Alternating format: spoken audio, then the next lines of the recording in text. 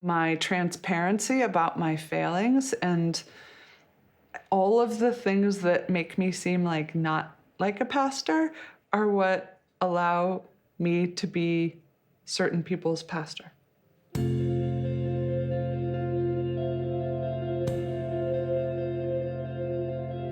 Mostly I grew up in Colorado Springs.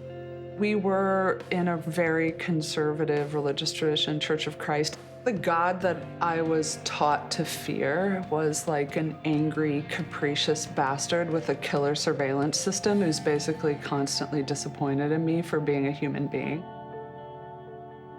When I was 12, I was diagnosed with an autoimmune disorder, Graves' disease. I couldn't close my eyelids, so my eyes literally bulged out of my skull. And I developed this anger about how people treated me. And it ends up, if you add a lot of drugs and alcohol to the anger, then it no longer protects you. It starts to kill you.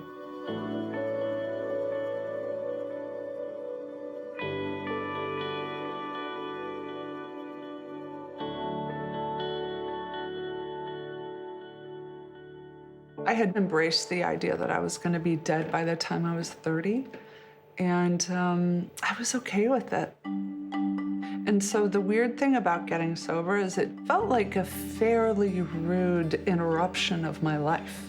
God like picked me up, and I'm like kicking and screaming, being like, screw you. And God's like, that's adorable. I'm gonna put you on this path now. That's why it felt like grace. It gave me a completely different view of God.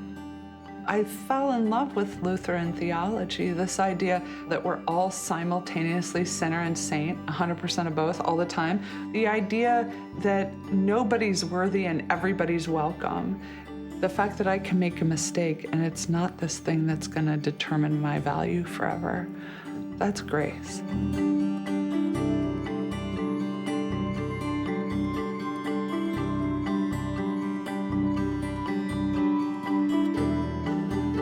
I was just literally the only religious person in my friend circle. And so I agreed to it. And I looked out and I saw these comics and academics, recovering alcoholics and queers, and I just thought, these people don't have a pastor. And then I went, oh shit. I think it's supposed to be me. I think I'm supposed to be a pastor to my people as myself, with my struggles and failings, not some platonic ideal.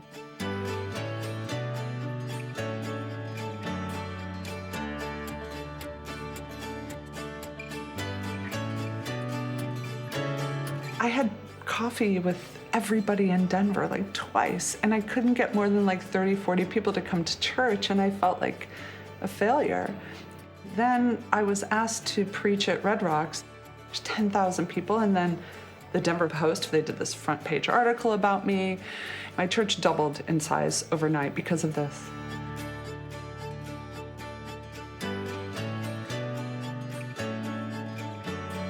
My parish is kind of a hot mess, you know? It's like a bunch of people who don't really belong in church. The drag queens and the weirdos and the gays. But then we have these baby boomers from the suburbs. One of my parishioners said, look, as the young transgender kid who was welcomed into this community, I want to go on record as saying, I'm so glad there are people who look like my mom and dad at church now, because they love me in a way my mom and dad can't.